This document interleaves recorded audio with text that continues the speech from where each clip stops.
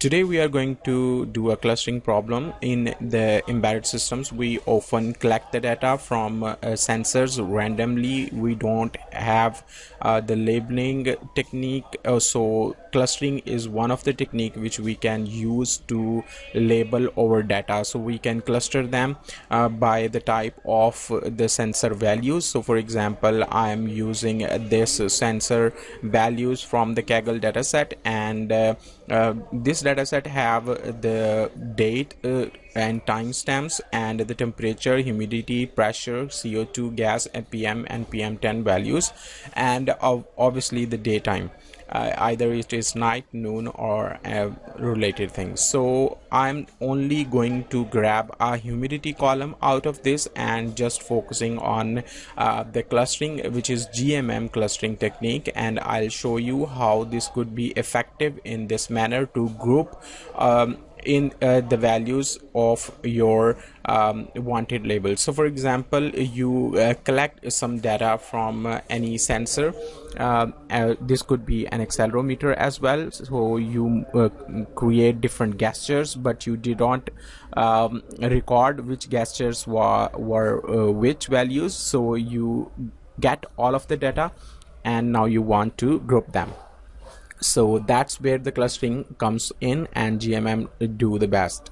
So let's import the pie plot and just plot the humidity values. It will look like this, and here you can see there is some jump in the values. So if we see with the eyes, we can see that these values have one group, and then something like this and something like downer side of values has a different group. So if we come down here, what we are going to do is we convert the datetime column to datetime format and the pandas datetime format, and then we grab the timestamp with the datetime and the temperature, the humidity values. So I just then plot them in the color of blue, and this is what it looks like. So there are the missing values from this date to this date, so just ignore this a bigger jump. After that, we come down and we use sklearn and mixture models, and from that mixture model I'm going to use a Gaussian mixture model. The Gaussian mixture model is we grab the input values from the CSV, we extract the humidity values, we convert them into a 2D array. We reshape them to -1 to 1. It is a proper shape to give to the GMM models, and then we define the number of clusters we want. This could be how many gestures you recorded, or how many groups you assume that you want your machine learning models to train on.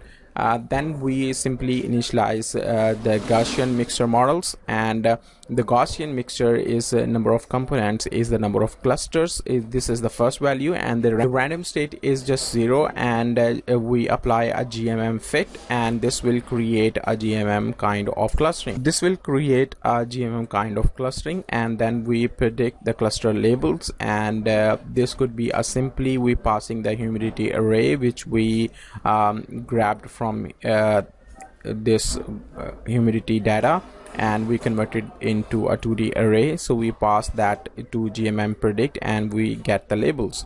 So what it will do, it will take your data, and it will predict which data belongs to which label.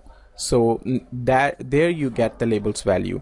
Then you add the cluster labels to the original data form. You create another column. You could use any other techniques that you feel comfortable to save these labels, and I'm just creating another column, and then I simply plot it. And for the plotting, I am simply plotting the original data, humidity, and the cluster value of it, and then I simply CMap the weirdest style, and the marker is O, and this could be a color bar of a scattered color, and here is a color bar, and there you can see the 3 clusters that we defined. First one, and this value also belong to this green cluster. Then we have a yellow cluster, and then we down below third cluster. So here we are printing how many number of labels do we get out of our labels. So we simply get a length of this set value of the labels, and then we print the unique values. But because the values are in floating point numbers, the numbers could be so long, so we just sort them, and then we get the unique value.